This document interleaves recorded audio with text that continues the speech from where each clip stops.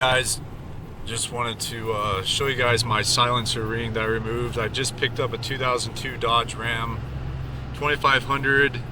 Has 68,000 miles on it. I drove from Phoenix to Washington to trade in my 6.7 on this because it was so clean and nice.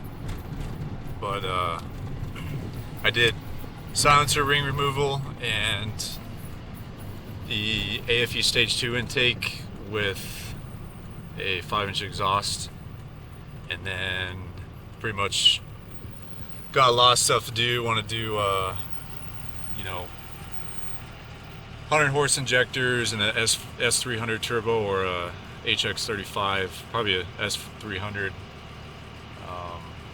and then a RevMax 550 trans, and then an edge juice attitude. But see if you guys can hear the turbo.